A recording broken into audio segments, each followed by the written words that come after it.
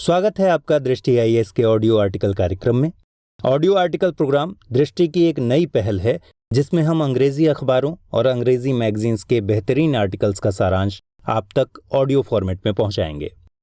अगर आप अंग्रेजी अखबारों के एडिटोरियल्स या परीक्षा के लिए बेहद उपयोगी किसी अंग्रेजी आर्टिकल को किसी भी वजह से नहीं पढ़ पा रहे हों, तो ऑडियो आर्टिकल सुनकर आप पूरे कॉन्सेप्ट को समझ सकते हैं और एग्जाम के लिए अपनी तैयारी को और बेहतर बना सकते हैं।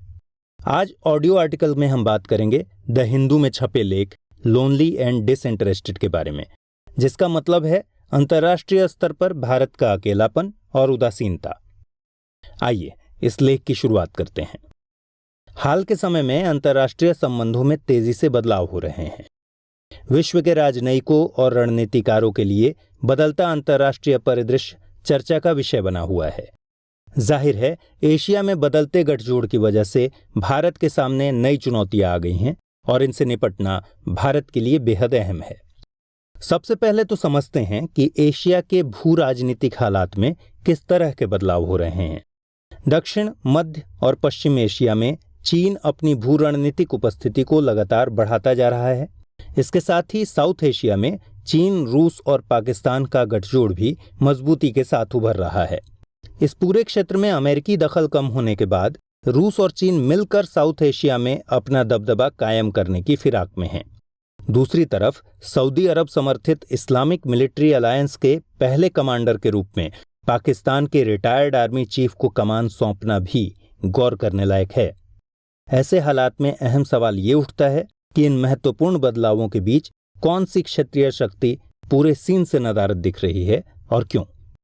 दरअसल बदलते हालातों में भारत की भूमिका कहीं नहीं दिख रही। नई दिल्ली का विदेश नीति प्रतिष्ठान और राष्ट्रीय सुरक्षा टीम या तो अपने पड़ोसी मुल्कों में चल रहे उठापटक से अनजान हैं या फिर उदासीन हैं। ऐसे में सवाल उठना लाजिमी है कि क्या भारत नए अवसरों को खोजने और नई चुनौतियों का सामना करने के लिए तैयार नहीं है। अब समझते हैं कि चीन, पाकिस्तान और रूस के बीच का समीकरण किस तरह बदलता जा रहा है। चीन और पाकिस्तान तो 1960 के दशक से ही एक दूसरे के सहयोगी रहे हैं, लेकिन रूस के साथ चीन के रिश्ते न तो कोल्ड वार के समय मजबूत रहे थे और न ही सोवियत संघ के टूटने के बाद। लेकिन अब हालात ऐसे नहीं हैं। अमेरिकी वर्चस्व खत्म होने के साथ ही कई अन्य वजहों से तीनों मुल्क एक दूसरे के करीब होते जा रहे हैं। इस बदलते माहौल के पीछे चीन की महत्वाकांक्षा, रूस का फिर से उभार और पाकिस्तान का अवसरवादी रवैया बड़ी वजहें हैं। ऐसे में भारत का सचेत होना जरूरी है, क्योंकि रूस उदासीन भारत को दरकिनार कर अवसर आजमाने की फिराक में दिख रहा है। रूसी राष्ट्रपति पुतिन राजनयिक बारीकियों और भारत रूस संबंध के अतीत को नजरअंदाज भी कर सकते हैं। रूस ने भारत की अनदेखी करते हुए पाकिस्तान के साथ अपने रणनीतिक संबंध को मजबूत किया है। रूस और पाकिस्तान संयुक्त सैन्य अभ्यास कर रहे हैं। साथ ही अफगानिस्तान के संबंध में इनके बीच द्विपक्षीय वार्ता भी जारी है। दूसरी तरफ रूस ने चीन को उन्नत हथियारों की बिक्री की है और चीन के साथ वह संयुक्त सैन्य अभ्यास शुरू कर चुका है। अब जरा चीन की स्ट्रेटजी पर गौर करिए। क्षेत्रीय संघर्षों में चीन का बढ़ता दखल दरअसल उसके one belt one road project का ही विस्तार है।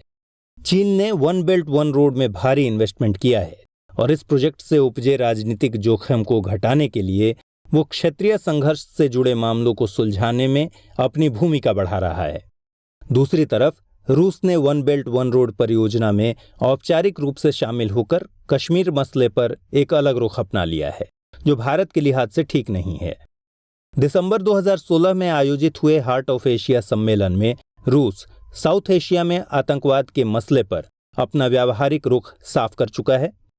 अब बात पाकिस्तान की करें तो दक्षिण एशिया की राजनीति में पाकिस्तान ने अपनी अहमियत में इजाफा किया है। गौर करने की बात यह है कि आतंकवाद को लेकर पाकिस्तान का संदिग्ध रुख पूरी दुनिया के सामने स्पष्ट है। बावजूद इसके पाकिस्तान आतंकवाद के खिलाफ खड़े राष्ट्रों में अपनी मजबूत उपस्थिति बनाए हुए है।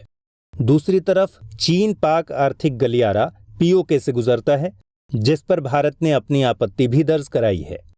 जाहिर तौर पर चीन, रूस और पाकिस्तान के बीच मजबूत होता गठजोड़ भारत के वैश्विक रणनीतिक विकल्पों के लिए नुकसानदेह साबित हो सकता है। अब समझते हैं कि भारत पर इन नए और बदलते समीकरणों का क्या प्रभाव पड़ेगा और ऐसे हालात में उसे क्या रुख अपनाना चाहिए। भारत को तात्कालिक मुद्दों पर अपने वर्तमान रुख के साथ इस बात पर भी गौर करना होगा कि वो भविष्य में लंबे समय तक मिलने वाले फायदे को कैसे मैनेज करे। दरअसल भारत पाकिस्तान और चीन को दरकिनार कर किसी क्षेत्रीय आधारभूत संरचना पहल को पूरी तरह अंजाम नहीं दे सकता।